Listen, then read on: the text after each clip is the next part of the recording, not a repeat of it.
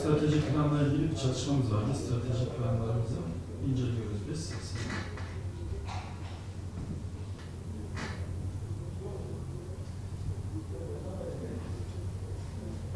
2019-2020 eğitim öğretim yılının birinci dönemini bitiriyoruz.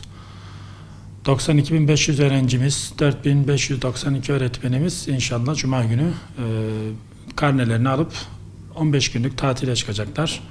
Buradan öğrencilerimize velilerimize tavsiyelerimiz şu şekilde olacaktır. Öğrencilerimiz tatili iyi değerlendirsinler. Özellikle ara sınıftaki öğrencilerimizin çok fazla derste değil de daha çok oyunla zaman geçirmelerini istiyoruz.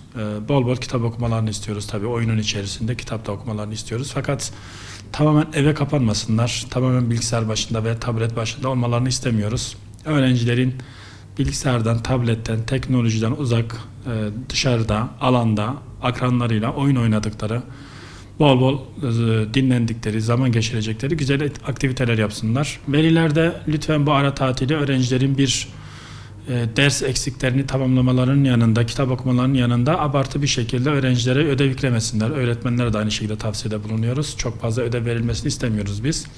Öğrencileri yakın takip etsinler tabii ki veliler. Onlarla birlikte farklı aktiviteler yapabilirler, geziler yapabilirler. Müze varsa müze gezisi yapsınlar.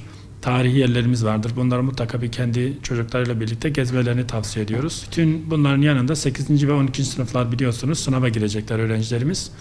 Bu 8 ve 12'ler için geçerli değil. Onlar sıkı bir şekilde çalışmalarını tavsiye ediyoruz. Bol bol soru çözsünler. Aynı şekilde konu tekrarı yapsınlar. Velilerin karnelerine çok abartı bir anlam yüklemesinler. Öğrencinin karnesinde kırık olabilir. Bu telafi edilebilecek bir şeydir. Yani eğitim süreç işidir. Devam eden bir süreç. İşte öğrencinin sınıftaki ders başarısı %100 bazen karneyle ölçülmeyebiliyor. Eksik olabilir, zayıf olabilir. Bunu hoşgörüyle karşılamalarını istiyoruz. Ve aynı zamanda velinin de bir karnesi çünkü. Öğretmenin de bir karnesi. Bütün başarısızlık öğrenciye yüklenecek diye bir kural yok. Yeni sistem aslında bütün dünyada uygulanan bir sistemdi. Biraz da kırsal nüfusumuzun fazla olduğu dönemlerde öğrencilerimizin büyük bir kısmı kırsalda yaşıyorlardı. Kırsal kesimde de yaz mevsimi daha çok tarım mevsimi olduğu için tarım toplumlarında yaz tatili biraz uzun tutulmuştu. Dünyada değiştiği gibi Türkiye'de değişti. Nüfusun büyük kısmı şehirlerde. Bu kadar uzun bir yaz tatilini aslında biz de istemiyorduk.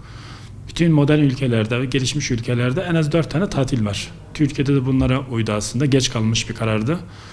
Ben bunun öğrencinin lehine olduğuna inanıyorum. Dolu dolu değerlendirilebilecek bir süreç olduğuna inanıyorum. Hem öğrenci bir tatil etmiş olur, bir dinlenmiş olur. Hem de öğrenci okulun dışında da hayatın olduğunu, hayatın dışında da bir eğitim ortamının olabileceğini kendileri görsün. Biz zaten bir hafta içinde tatil demiyoruz. Biz diyoruz ki okuldan çevreye eğitim devam ediyor. Çevrede öğrenci, orada da aynı onlara bir haftalık periyodik içerisinde bunlara bir takvim belirliyoruz. Bu takvim içerisinde öğrencinin kitap okuma etkinliğinden, gezisinden, kendi el becerilerini geliştirebilecek faaliyetlerden, müze, tarihi, turistik yerleri gezme şeyine kadar bütün faaliyetler mevcut. Okullarımız aynı şekilde aktif, yani okulda öğretmenler okullardadırlar. Bu tatilin öğrencilerin lehine ve verimli olduğuna inanıyoruz. Onun yüzden de faaliyetlerimiz de bu tatillerin daha nitelikli, kaliteli bir şekilde faaliyet odaklı olması için çalışmalarımız devam ediyor.